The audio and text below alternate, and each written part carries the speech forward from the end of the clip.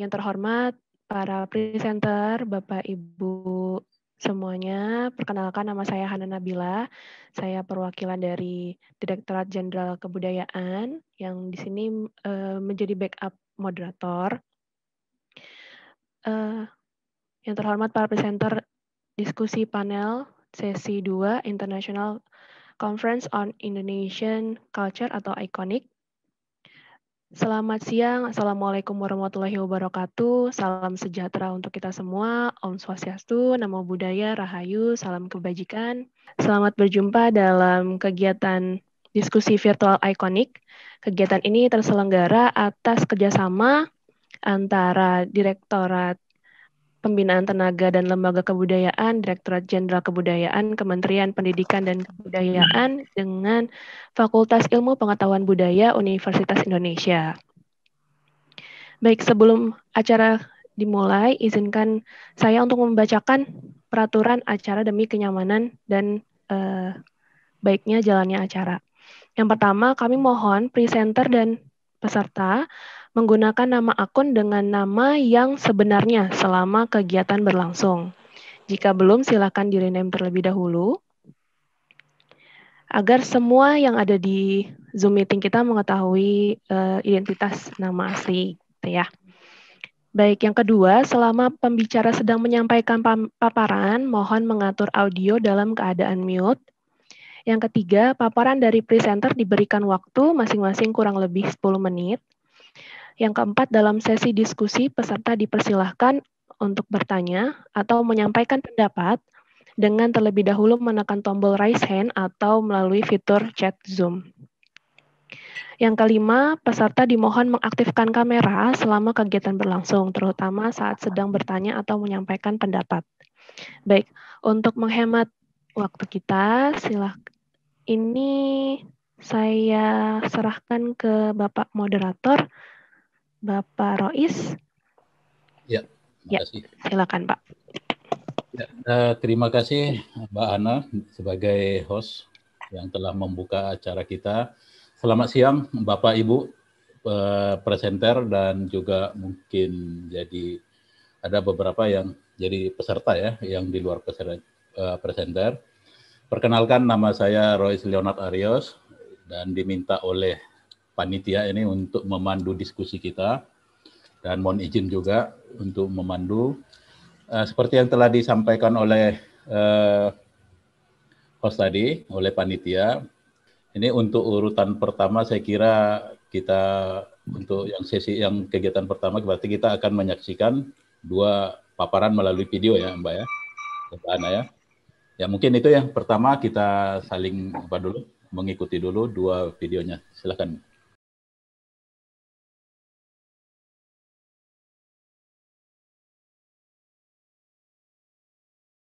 Perkenalkan, nama saya Rois Leonard Arios. Saya akan menyajikan hasil penelitian saya berjudul Konstruksi Identitas Budaya Orang Enggano di Pulau Enggano, Kompromi Budaya Lokal dan Budaya Pendatang. Pertama-tama saya akan menjelaskan bahwa Pulau Enggano seperti di peta bisa kita lihat bahwa Pulau Enggano berada di pantai barat Sumatera, berjarak sekitar 100 mil dari kota Bengkulu. Panjang pulau 40 km, lebar sekitar 17 km.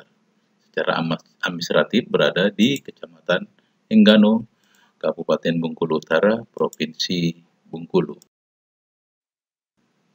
Fakta tentang Enggano sebelum abad ke-20, sebagian besar peneliti menyimpulkan bahwa orang Enggano masih sangat primitif, suka berperang, hidup berburu, dan lain-lain.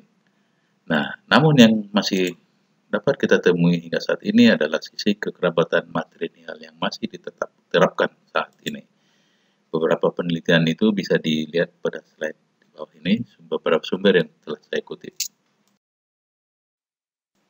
Nah, beberapa peneliti juga sepakat bahwa orang Enggano sudah berinteraksi dengan dunia luar, dalam arti orang-orang yang bukan Enggano, yang berasal dari luar Pulau Enggano. Beberapa penelitian mengatakan bahwa interaksi dengan Portugis sudah dimulai pada abad ke-17. Dengan Belanda abad ke-19, dengan Jepang abad ke-20, masa kemerdekaan. Ya, beberapa tulisan juga menyebutkan bahwa pada tahun 1600-an Belanda sudah melakukan transaksi dagang. Dan juga tahun 1645 Belanda sudah memanfaatkan orang Enggano sebagai budak. Ya, demikian juga tahun 1500, 4 kapal Belanda yang dipimpin oleh Cornelis de Houtman. Nah, pengaruh ini ternyata dari dunia luar sudah cukup memberikan pengaruh kepada orang Enggano jauh sebelum Indonesia merdeka. Nah, interaksi dengan pendatang mulai abad ke-20 bisa kita lihat dari beberapa catatan peneliti seperti adanya transmigrasi dari Banten pada tahun 1934 yang dilakukan oleh kolonial Belanda, program Bina Karya tahun 1961 dan 1963 oleh pemerintah Indonesia, transmigran dari Jawa. Ya, transmigran dari Jawa ini ditempatkan di desa Banjarsari. Dan adanya pegawai negeri yang ditempatkan atau pekerja swasta yang menetap di pulau ini, dan para pencari lahan murah untuk bertani. Nah, di antara para transmigran ini yang dominan saat ini adalah orang Minangkabau, Batak, Palembang, Bengkulu, Jawa tadi.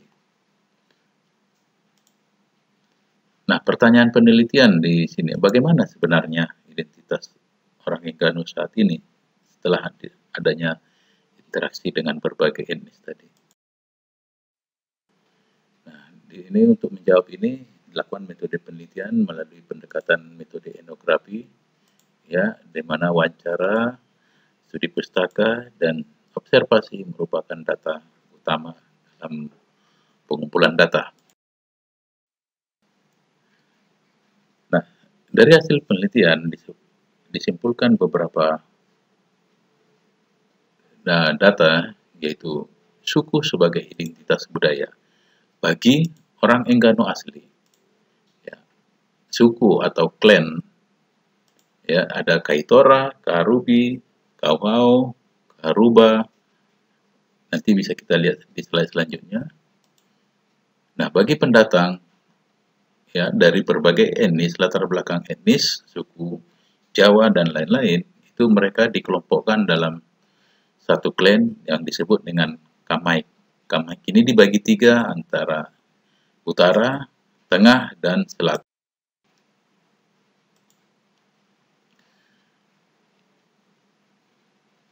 Nah, khusus pendatang tadi yang Kamaik, kalau secara bahasa Indonesia bisa diartikan sebagai tempelan, sehingga Kamaik adalah suku tempelan atau suku yang ditempelkan pada orang Enggano. Suku ini disepakati dibentuk pada tahun 1969 ketika Pasirah Zen Jebua menguasai Enggano. Mereka diterima menjadi bagian dari Enggano dengan mendapatkan tanah ulayat di desa Kayapu yang merupakan hibah dari suku Kaitora. Perkawinan khusus untuk Kamaik bisa dilakukan melalui endogami atau sesama Kamaik. Sedangkan untuk penduduk Enggano asli itu harus melalui eksogami atau di luar sukunya. Nah, Kamaik sebagai identitas itu memiliki hak ulayat, mewarisi suku, klan, ya, baik dia melalui suku yang Enggano maupun suku atau klan yang dibawanya dari suku aslinya. Merupakan bagian dari struktur adat, bisa menggunakan budaya asalnya seperti Jawa, Batak, dan lain, tidak harus menguasai bahasa Enggano. Nah, ini merupakan surat hibah tanah untuk suku Kamaik di desa Kayapu. Perolehan suku bisa dilihat melalui keturunan dari ibu, ya, secara ini menurut garis matrilineal, pengangkatan, pindah suku, ya, seperti ini. Khusus untuk pendatang, suami istri pendatang, tidak berlaku mutlak. Jadi artinya bisa mengikuti budaya asalnya.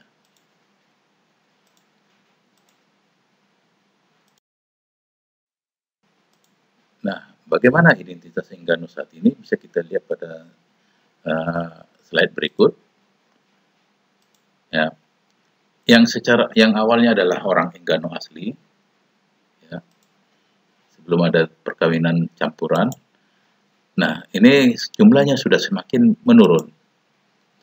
Nah, masuk pendatang yang semakin berkembang jumlahnya.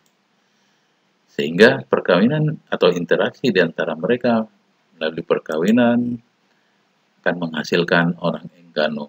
Inilah yang orang Enggano yang saat ini merupakan campuran antara orang Enggano asli dan orang Enggano pendatang. Jadi dari hal tersebut bisa disimpulkan bahwa suku sebagai identitas budaya orang Enggano, ya, yang awalnya dari 3, 5, sampai 6. Jadi orang Enggano saat ini adalah campuran, sehingga perlu redefinisi orang Enggano saat ini. Jadi tidak lagi murni seperti orang Enggano yang sebelumnya. Identitas budaya orang Enggano saat ini merupakan sebuah dialektika konstruksi sosial. Ya, saya kira demikian yang bisa saya sampaikan. Terima kasih. Yawaika. Baik, selanjutnya kita saksikan presentasi melalui video dari Ibu Safira. Ya, silakan.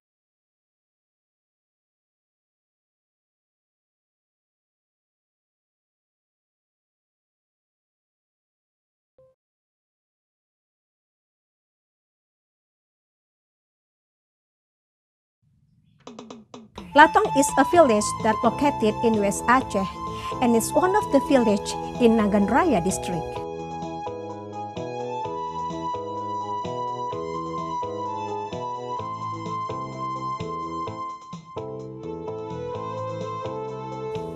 The most population in Latong village are Muslim. They work as the farmer, teacher, the seller of plant, food, and dress.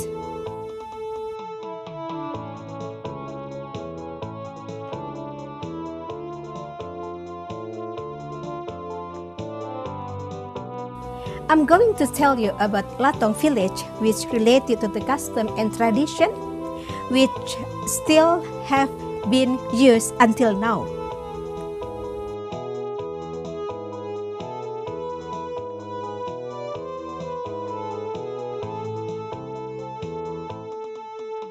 There are two terms in local wisdom in Latong village, which are Keruja Udip and Keruja Mati.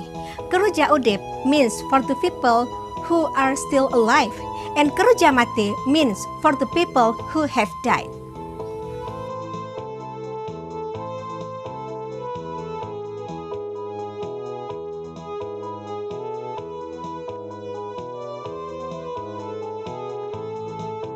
Keruja Udip include wedding ceremonial, pregnant ceremonial, and baby ceremonial.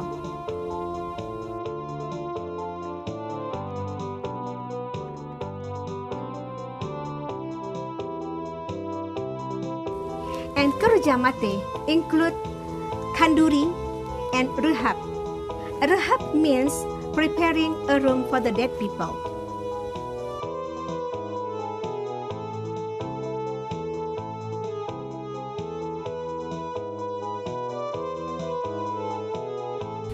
I chose the Latong village as my research because it's unique and different to another places in Aceh, and it is enriched with all the cultural custom and tradition.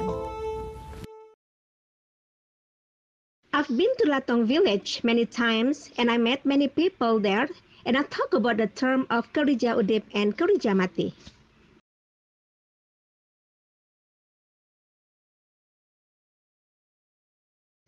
The tradition of Keruja Udip and Keruja Mati will be vanished when the local wisdom is being ignored by the community.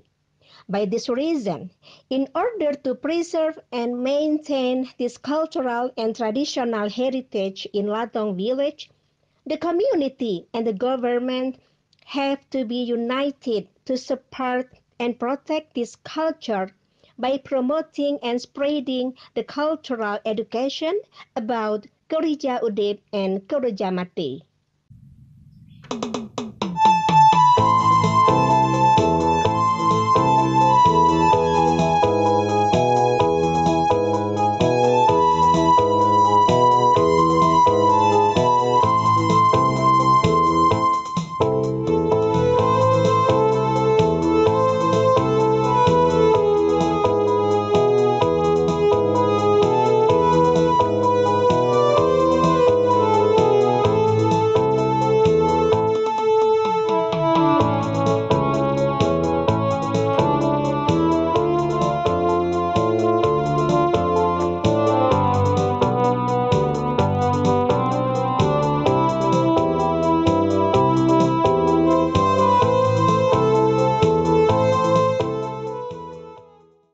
Baik, terima kasih. Tadi sudah 2 paparan yang sudah ditampilkan melalui video. Pak Khairul nanti akan menyampaikan judul penelitiannya tentang konstruksi perempuan dalam budaya dan Islam di Aceh ini ya, telah terhadap kepemimpinan Sultanah Aceh Darussalam. Silakan, Pak. Assalamualaikum warahmatullahi wabarakatuh. Izinkan saya mencoba mempresentasikan hasil dari paper saya.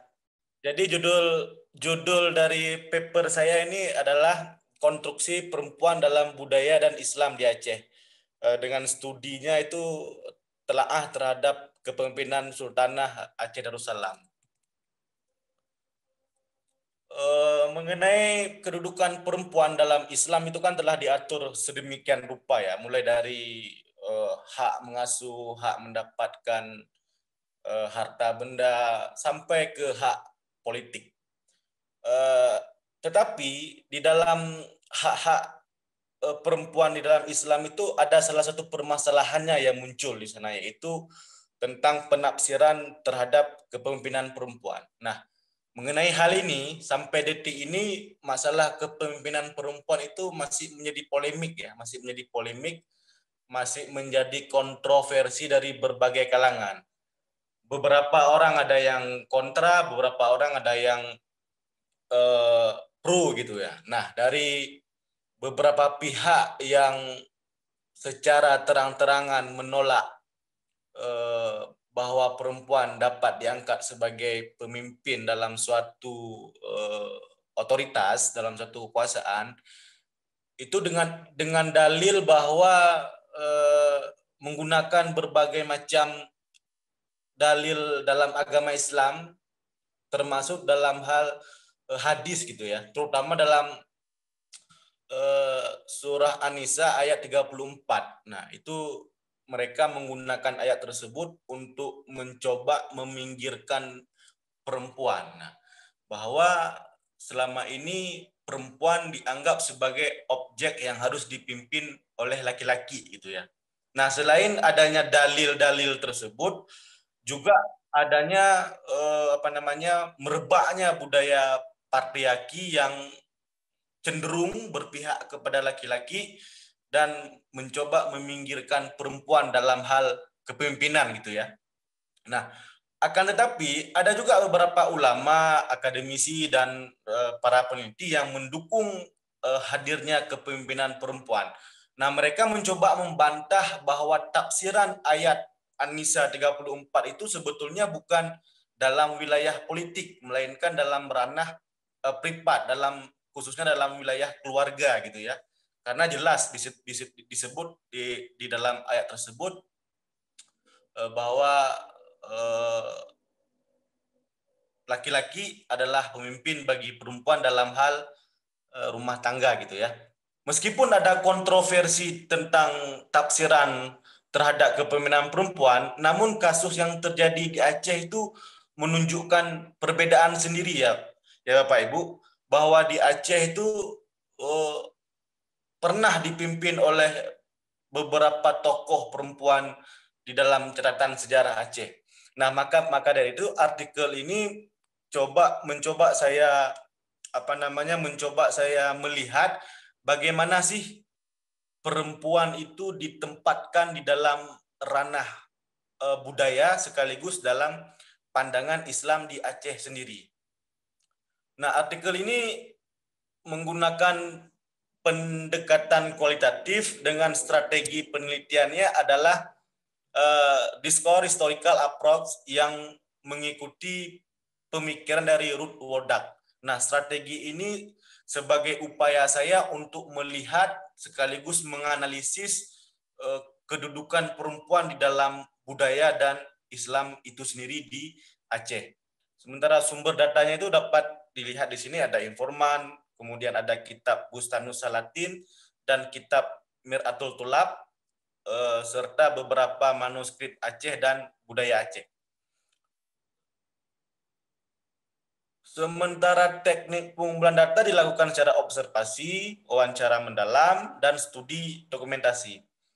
Untuk teknik samplingnya adalah purposif. Sementara validitas data, saya menggunakan triangulasi, tetapi triangulasi yang dimaksud adalah triangulasi sumber dan triangulasi metode. Nah, terakhir, untuk menganalisis data semua, maka saya menggunakan teknik analisis interaktif, yaitu mengikuti skema yang dikembangkan oleh Miles dan Haberman yang bergerak pada 3 komponen pokok, yaitu reduksi data, sajian data, dan kesimpulan serta verifikasinya. Nah, Bapak Ibu yang saya hormati, beberapa hasil yang saya peroleh terhadap objek yang saya teliti ini, bahwa konstruksi perempuan dalam budaya Aceh itu tercantum dalam salah satu hadis maja. Hadis maja itu bisa dikatakan semacam pepatah ya, pepatah atau ungkapan orang zaman dulu gitu ya, Bapak Ibu ya, orang zaman dulu. Kira-kira bunyinya itu begini, adat bak po merhum, hukum bak syah kuala, kanun bak putropang, resam bak laksamana. Nah, filosofi yang terkandung dalam hadis maja ini itu kurang lebih hampir sama seperti alam demokrasi saat ini ya, bahwa adat itu dikendalikan sepenuhnya oleh sultan yang berkuasa pada saat itu. Kemudian urusan agama Islam itu diamanahkan atau dipegang oleh para alim ulama. Bisa disebut itu kan eksekutif dan yudikatif. Nah, lalu perempuan itu, nah disinilah letak pentingnya perempuan dikonstruksi dalam budaya Aceh, bahwa Putropang sebagai permaisuri Sultan Iskandar Muda, Putropang itu sebenarnya bukan orang Aceh, tetapi dia orang Malaysia yang kebetulan menikah dengan Sultan Iskandar Muda lalu menetap di Aceh.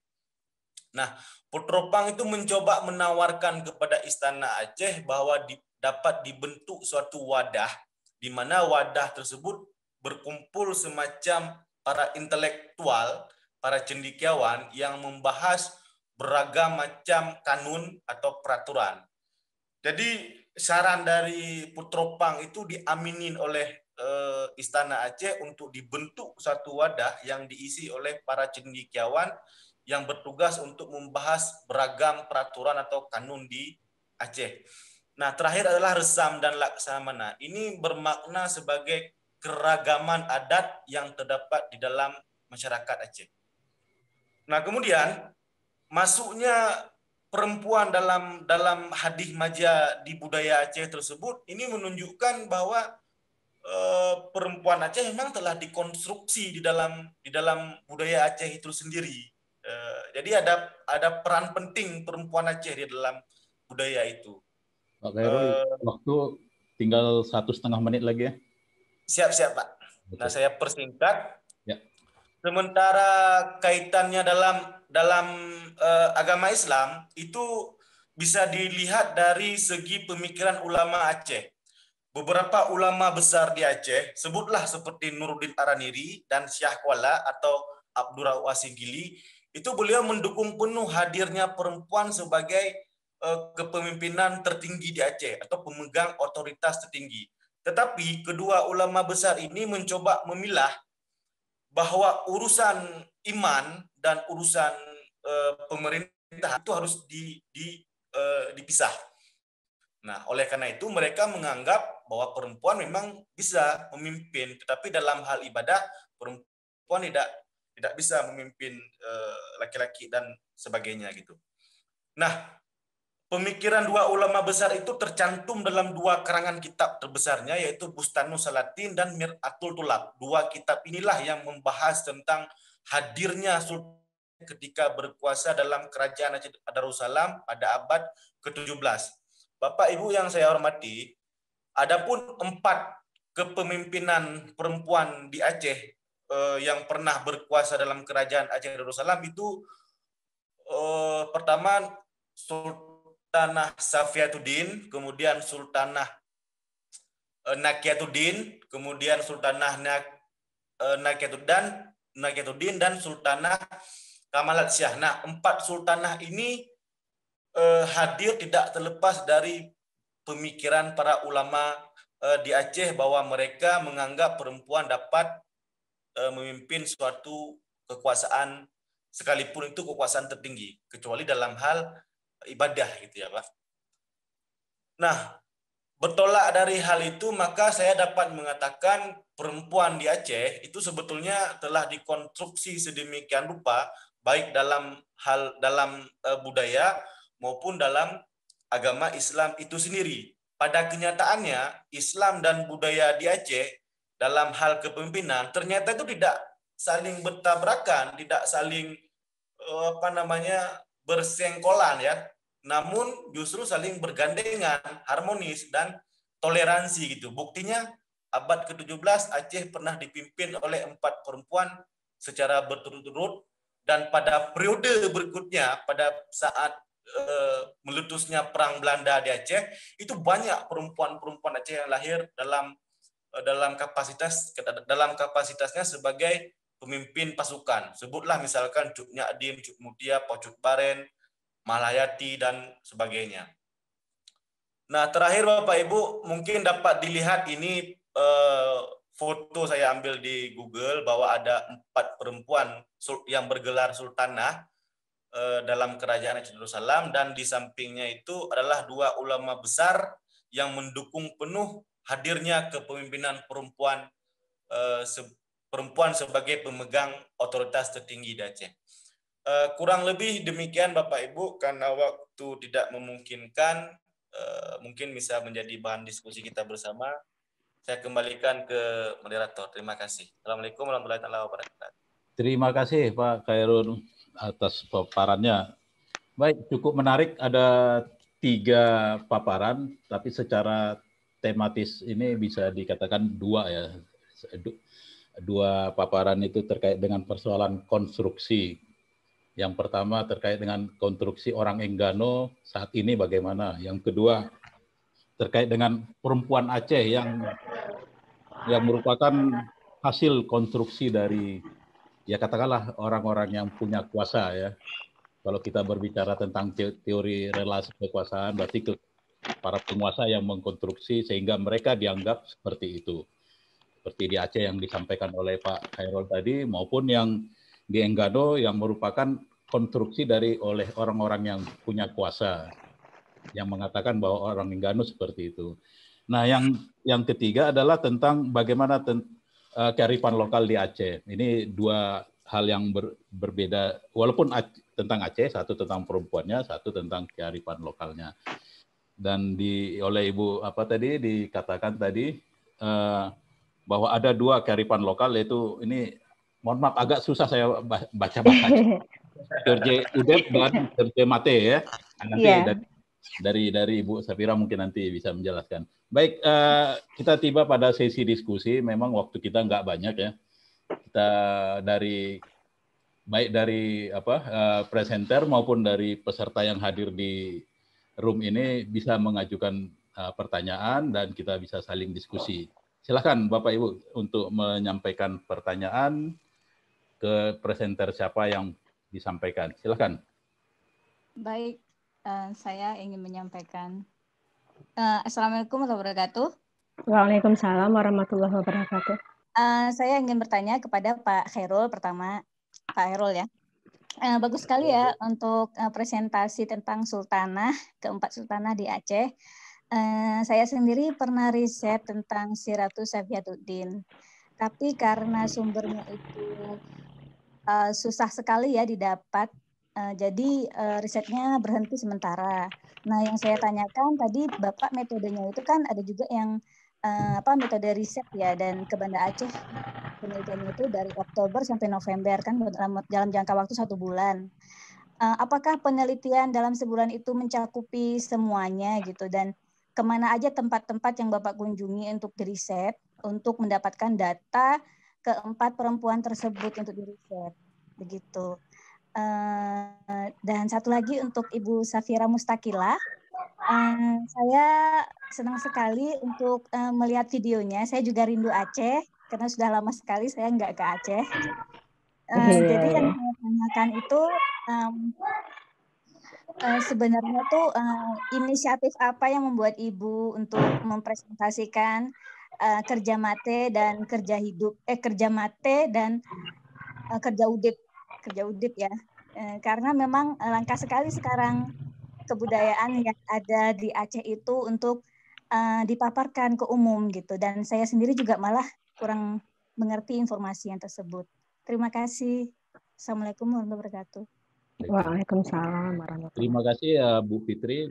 Mungkin kalau ada yang lain bisa nanti langsung kita diskusikan. Kalau ada pertanyaan yang lain lagi dari presenter ke presenter boleh ya? Boleh. Silakan. Ya, baik. Assalamualaikum warahmatullahi wabarakatuh. Waalaikumsalam. Baik, pertama sekali saya ingin menanyakan kepada Bapak Rois Ya. ya terkait dengan orang Enggano. Dari tadi saya sebenarnya penasaran, ada satu suku yang belum mendapat penjelasan. Ini memang rasa ketertarikan saya terhadap riset ini sebenarnya udah lama, tapi karena yang pertama bahannya belum saya dapatkan, dan yang kedua sulitnya untuk menempuh jarak menuju ke lokasi suku tersebut, yaitu suku Mante. Mungkin Bapak dapat informasi tentang suku ini, dan mungkin bisa dijelaskan, itu aja. Kemudian kepada Khairul Rijal, saya ingin menanyakan, sangat menarik sekali seperti yang dikatakan oleh Ibu Fitri tadi tentang 4 sultanah Aceh ini. Dan di Indonesia, khususnya di Aceh juga pernah dipimpin oleh wanita. Kalau misal di Aceh seperti Ibu Eliza Sa'duddin Jamal, dan beliau sangat menjadi inspirasi bagi banyak wanita. Yang ini saya tanyakan, dari 4 sultanah ini kira-kira apa yang bisa kita ambil menjadi satu pelajaran ataupun contoh? Kira-kira metode kepemimpinan apa yang membuat mereka berempat ini sukses pada masanya? Dan kira-kira apakah itu masih bisa kita terapkan pada masa sekarang ini? Iya, itu aja mungkin. Terima kasih. Baik, terima kasih Bu Safira. Jika ada, atau kita langsung bahas dulu ya, mungkin nanti ada dari audiens nanti. Karena pertanyaannya ini ada 2 yang dominan ini, ke Bu Safira dan Pak Khairul. Tapi ada satu pertanyaan dari Bu Safira ke saya, ini sebagai moderator juga, tentang suku Mante ya, yang dimaksud tadi ya? Iya, benar Pak. Ini mohon maaf, saya belum dapat informasi terkait dengan suku Mante ini. Tapi mungkin sedikit penjelasan tentang Enggano ini.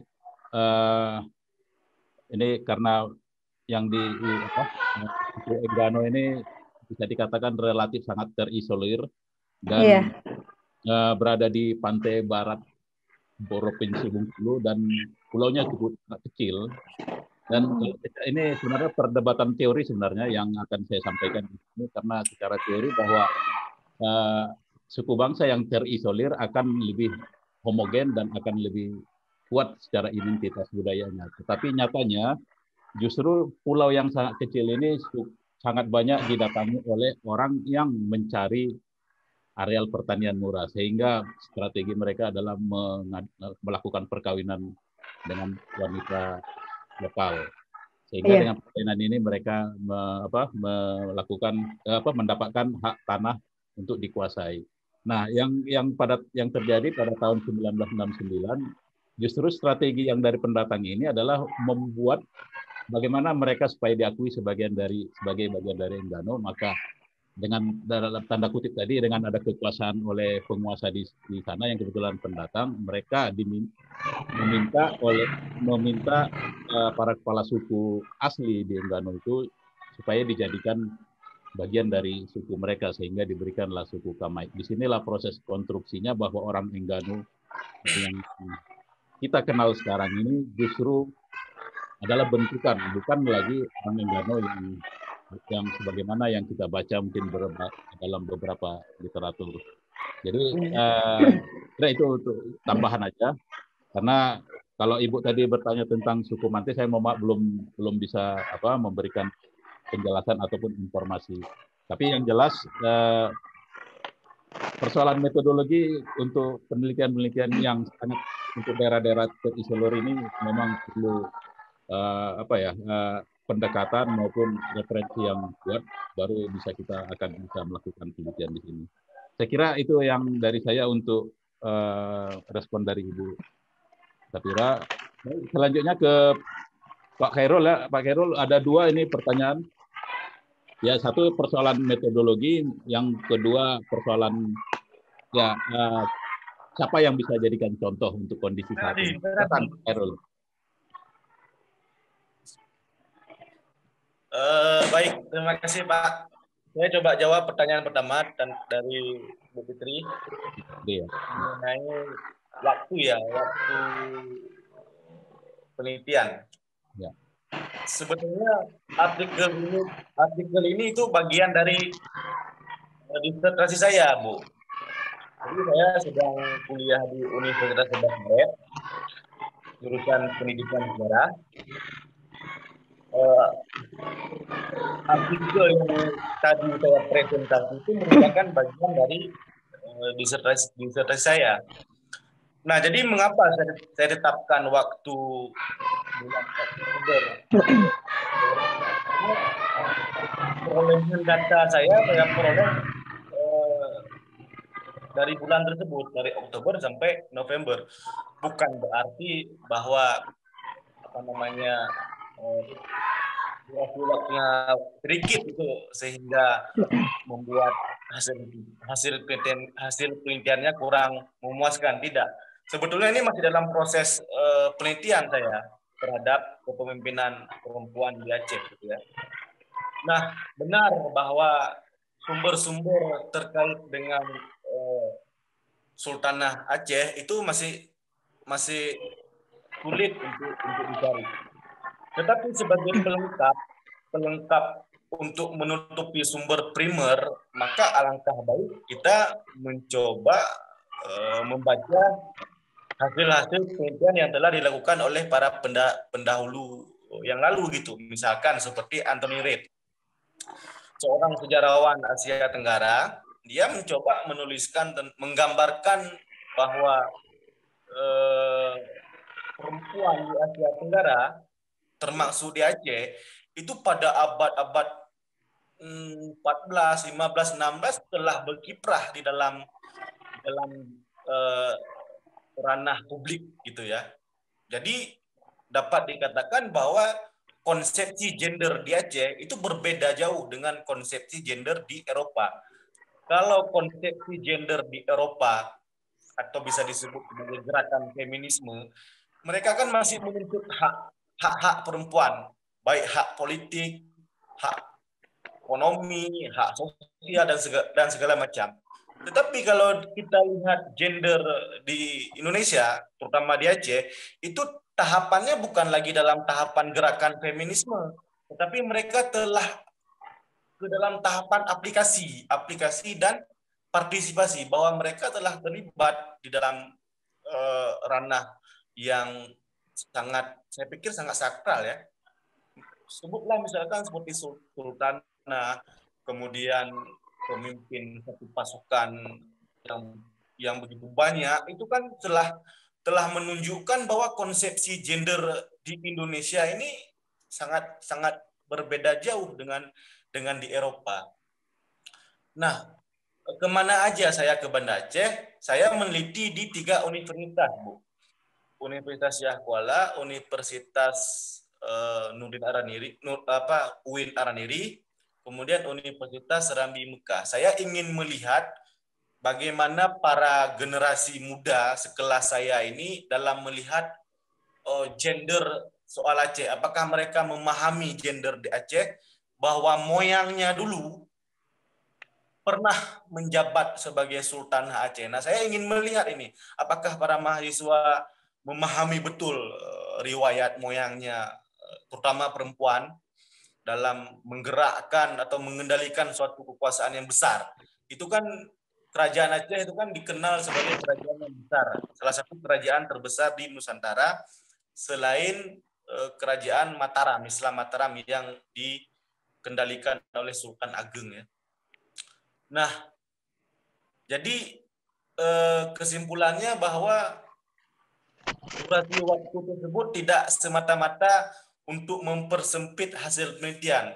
Nah, saya hanya menjadikan itu sebagai ketika setelah saya menemukan sumber datanya, maka saya tetapkan waktu durasi penelitiannya segitu, gitu Bu.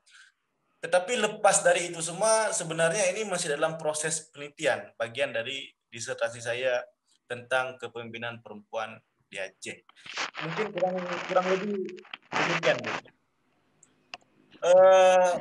Kemudian pertanyaan dari Ibu Safira ya, ini cukup berat pertanyaannya, bagaimana mengilhami ya atau menjadikan suatu inspirasi dari kepemimpinan Sultanah Aceh. Nah, Ibu, saya kira Ibu 4 sultanah ini memang luar biasa. Tetapi karena tingkat populernya itu belum dikenal luas, maka mereka tenggelam.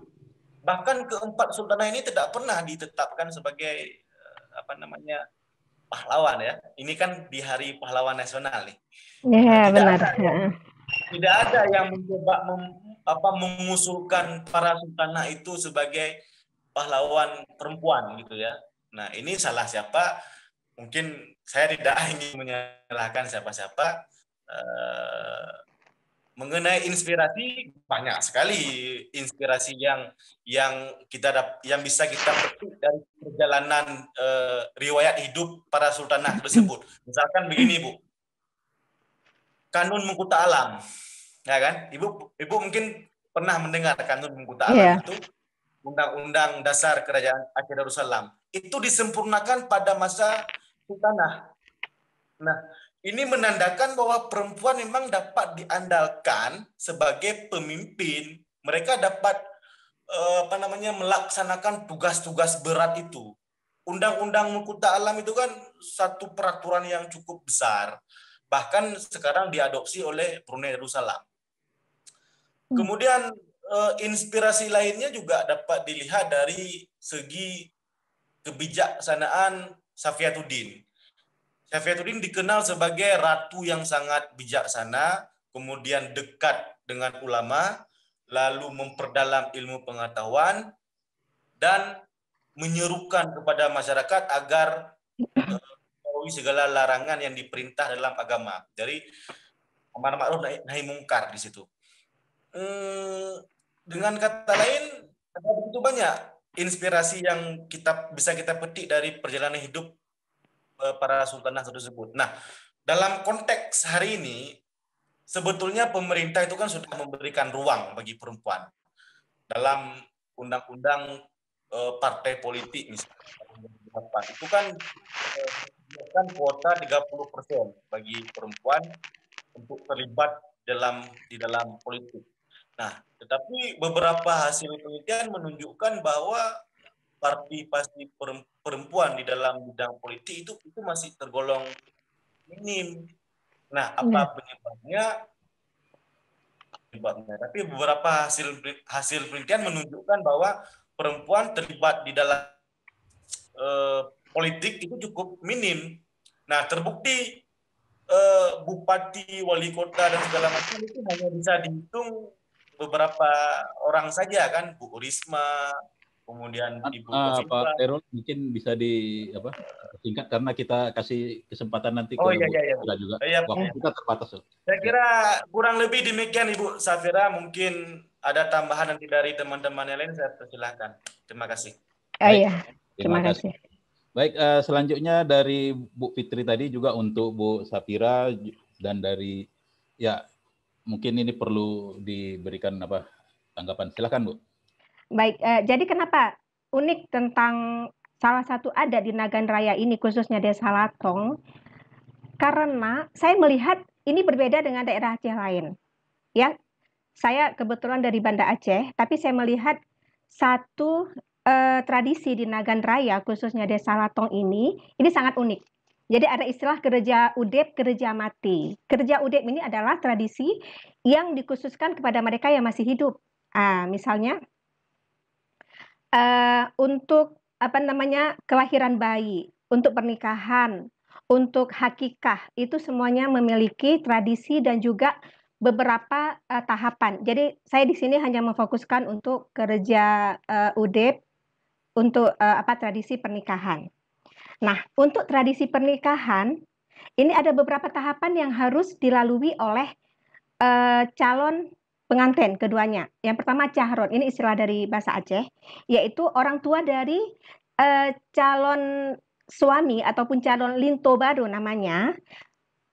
Mereka menanyakan tentang alamat si calon istri ataupun istilah kami dara baru. Nah, ini semua ditanyakan bagaimana orang tuanya, apa pekerjaannya, bagaimana attitude dan kesehariannya. Itu mungkin diutus seseorang untuk menanyakan hal tersebut. Kemudian yang kedua ada istilah ikranut. Kalau kita mungkin bahasanya tunangan.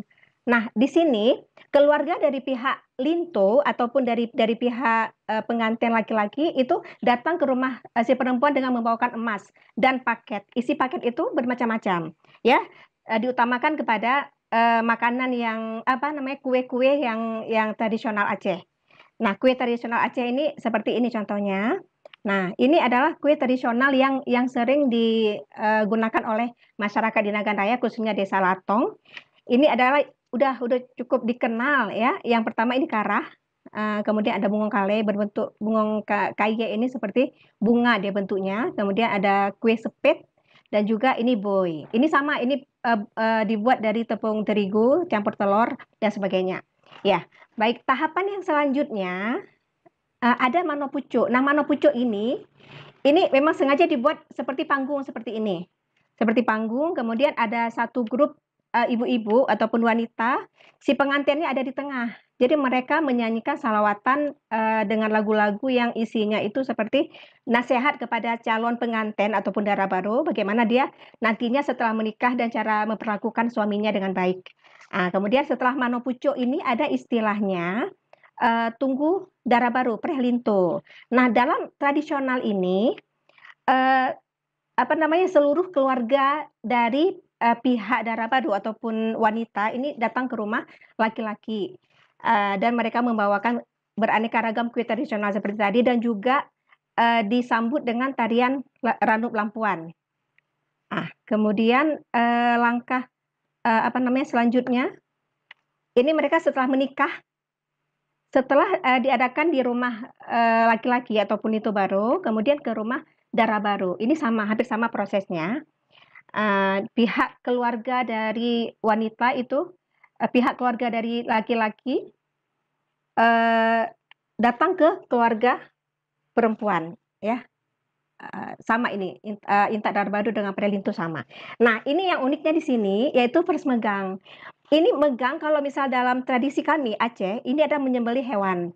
Kalau misal di Nagan Raya itu yang paling khasnya adalah menyembelih hewan buffalo, kerbau, ya. Kerbau ini berbeda dengan Aceh yang lain. Kalau di Banda Aceh, di Aceh Utara dan sebagainya, ini yang paling khasnya itu sapi ataupun kambing. Tapi kalau di sini memang khasnya itu adalah kerbau, ya.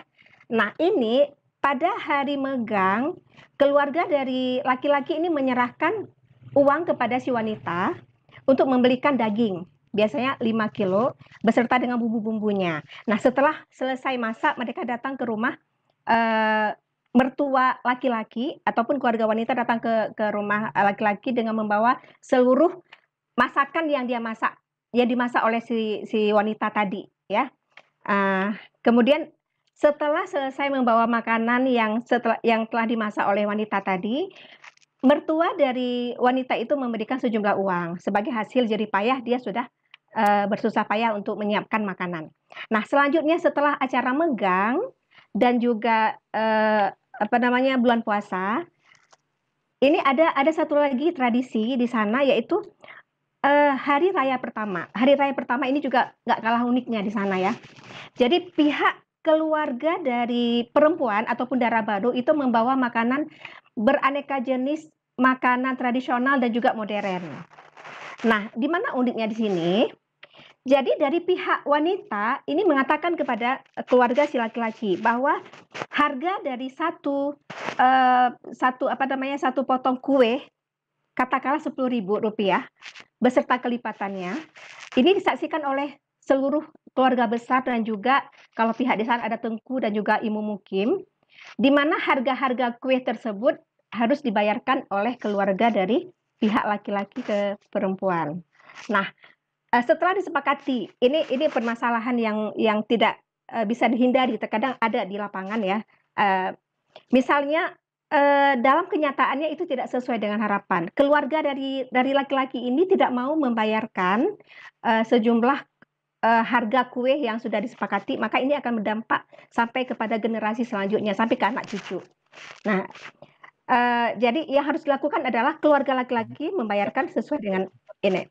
Ya, baik, saya akan lanjut ke ini, ya. Saya akan lanjut ke tradisi kematian. Kalau ini kan tradisi untuk yang hidup. Tradisi kematian ini, kalau di Nagan Raya ada istilah rehab. Rehab ini adalah mempersiapkan kamar khusus untuk orang yang sudah meninggal.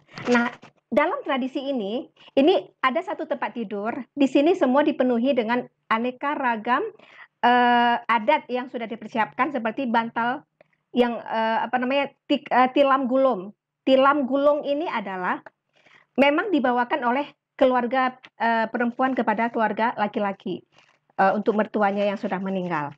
Nah, kalau misalnya yang dilengkapi dengan payung ini, artinya mereka berasal dari keluarga raja. Dan ini memang tidak masuk akal karena selama 40 hari kamar ini dipenuhi dengan makanan, kemudian dihidupkan lampu karena mereka memiliki spirit ataupun keyakinan bahwa roh selama 40 hari itu akan pulang. Ya, ini mungkin yang berbeda dengan daerah lainnya. Mereka memiliki kepercayaan yang sangat kental seperti ini. Ya, saya rasa demikian. Maaf, mungkin waktunya udah terlalu banyak, ya. Terima kasih. Terima kasih, Bu Sapira. Baik, Bapak Ibu, silahkan kalau masih ada yang ingin ditanyakan. Saya pengen tanya Pak Rois untuk ya, silakan Pak Khairul, silakan. Tadi kan berbicara masalah akulturasi, asimilasi dan segala macam, Pak, ya. Ya. Nah, menurut Bapak, Enggano sekarang hasil dari akulturasi itu seperti apa, Pak? Dan bagaimana pandangan Bapak terhadap akulturasi tersebut? Demikian, Pak. Baik, saya langsung jawab saja karena ini moderator merangkap apa ini semua nih. Jadi baik, terkait dengan Enggano apa yang disampaikan oleh Pak Khairul tadi, saya tertarik mengangkat Enggano ini. Persoalannya niat dari para pendatang ini sendiri yang datang ke pulau yang kecil secara lokasi sangat tidak potensial sebenarnya, tapi kenapa orang banyak datang ke sana gitu? Ternyata ada faktor yang memudahkan mereka untuk untuk secara ekonomi gitu ya, lahan pertanian. Ketika mereka menikah dengan wanita Enggano, mereka akan mendapatkan tanah 2 hektar. Itu alasan yang pertama yang membuat orang-orang tertarik ke sana. Jadi tidak persoalan apakah menikahnya artinya dalam tujuan yang baik untuk sebuah rumah tangga atau apa ya, tapi yang paling utama adalah datang ke sana menjadi warga Enggano, mendapatkan lahan pertanian.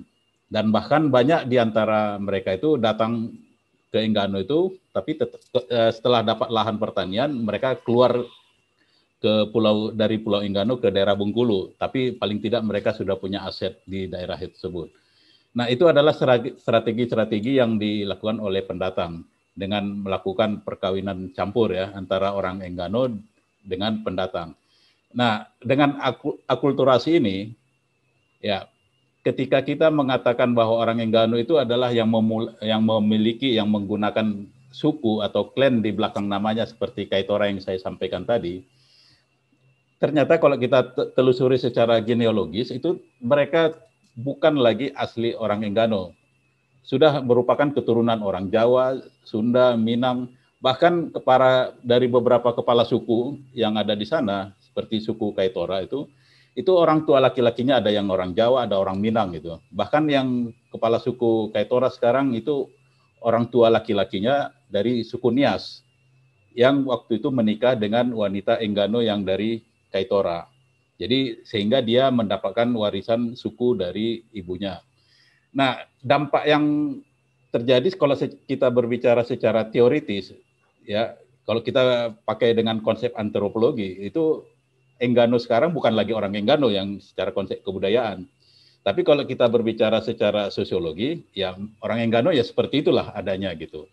Nah, yang bukan lagi bisa ditarik dari segi asal usul, ya konsep genealogisnya tidak lagi bisa kita tarik lagi bahwa mereka satu nenek moyang atau memiliki sejarah yang sama. Tetapi mereka adalah diikat oleh satu kesatuan, memiliki suku. Ya, orang Minang, Jawa, dan lain-lain itu mereka dimasukkan dalam satu suku, yaitu suku Kamaik, sehingga mereka menjadi bagian dari orang Enggano. Dan itu adalah sebuah strategi oleh pendatang pada tahun 1969, supaya mereka dapat mengakses Enggano dalam arti lahan pertanian maupun dalam arti diakui secara adat. Nah, seringkali ketika ada dua pandangan di sini, kalau kita berbicara sebagai emosi budaya atau cultural emotion itu ya. Kalau yang suku Kamaik itu mereka tidak mengatakan dia sebagai Enggano ketika dia berbicara dengan sesama sukunya, misalnya sesama orang Jawa misalnya. Dia tidak mengatakan orang Enggano. Atau apalagi kalau dia misalnya keluar dari Pulau Enggano, dia tidak akan mengatakan orang Enggano. Tetapi ketika dia di Pulau Enggano dan berinteraksi dengan orang Enggano asli, dia akan mengatakan orang Enggano. Itulah sebuah strategi sebenarnya, strategi bagaimana dia bisa berinteraksi. Tapi kembali lagi, tujuan mereka adalah bagaimana supaya bisa mengakses sumber ekonomi. Sehingga ya berbagai cara seperti perkawinan dilakukan. Dan yang menarik di sini, ya kalau kita tarik misalnya kita buat misalnya bagan genealogis itu, kita akan ketemu misalnya ada keturunan Jawa, keturunan yang bahkan yang ibunya juga sebenarnya bukan lagi orang Enggano asli. Nah, yang jadi perdebatan saya di sini beberapa diskusi juga adalah persoalan konsepnya lagi gitu ya. Bagaimana konsep suku bangsa seperti yang dikatakan oleh beberapa ahli dengan mengaitkan dengan konsep Enggano yang ada saat ini. Saya kira itu sebenarnya yang menarik bagi saya, dan sehingga saya katakan bahwa Enggano saat ini bukanlah Enggano yang digambarkan oleh para peneliti sebelumnya, tetapi Enggano yang ada sekarang ini adalah orang Enggano yang tinggal di Pulau Enggano. Tidak peduli latar belakang budayanya Jawa atau Minang atau yang lain-lain gitu ya. Tapi orang Enggano yang tinggal di Pulau Enggano karena mereka sudah dimasukkan dalam satu suku Kamaik. Saya kira itu mungkin penjelasan singkat saya. Mudah-mudahan kalau ada momen yang lain bisa kita diskusi lebih panjang lagi sebenarnya nih. Terima kasih Pak Khairul atas pertanyaannya. Baik, Bapak Ibu, karena saya juga sebagai moderator, mungkin kalau ada lagi yang mau dari presenter mungkin ada yang mau disampaikan sebagai closing statement mungkin ya. Kita ada mungkin yang dari Ibu Safira atau Pak Khairul, silakan untuk setengah menit lah. Kita masih ada waktu 1 menit lagi untuk closing. Silakan Bu Safira kalau untuk penutup setengah menit. Iya, saya cuma ingin menyampaikan semoga dengan keberagaman ini akan tetap mempererat kita sebagai saudara dan sebagai warga negara yang baik. Amin. Terima kasih. Silakan Pak Khairul. Saya ingin menyampaikan bahwa perempuan memang layak untuk memimpin suatu otoritas di Republik ini. Demikian, Pak. Iya, keren. Baik. Terima kasih. Saya kira sesi diskusi kita sudah sampai kepada titik akhir, ya. Tapi bukan berarti berakhir untuk diskusi selanjutnya. Mungkin ada momen atau tempat yang akan tersedia untuk kita diskusi lebih lanjut. Saya sebagai moderator mohon maaf kalau tidak bisa ngaminin semua apa yang ingin disampaikan oleh teman-teman presenter maupun dari audien yang mungkin akan ada ingin bertanya tapi tidak ada kesempatan karena keterbatasan waktu. Terima kasih atas partisipasi kita bersama dan selanjutnya saya serahkan ke host, ke Mbak Hana ya. Silakan Mbak. Iya, terima kasih banyak Bapak sudah memandu diskusi kita pada siang hari ini. Ya, diskusi dan paparannya luar biasa sekali, Pak Rois, Bu Safira, Pak Khairul. Semoga kedepannya sukses dengan masing-masing bidangnya dan semoga apa yang sudah disampaikan hari ini bawa kebermanfaatan untuk kita semua. Kita tutup diskusi kita pada siang hari ini. Terima kasih atas partisipasi Bapak Ibu sekalian yang sudah hadir dalam webinar kita pada hari ini. Sukses untuk kita semua. Jangan lupa kita masih banyak rangkaian untuk kegiatan ikonik. Jadi silakan bergabung di panel-panel diskusi selanjutnya. Terima kasih. Saya ucapkan wassalam.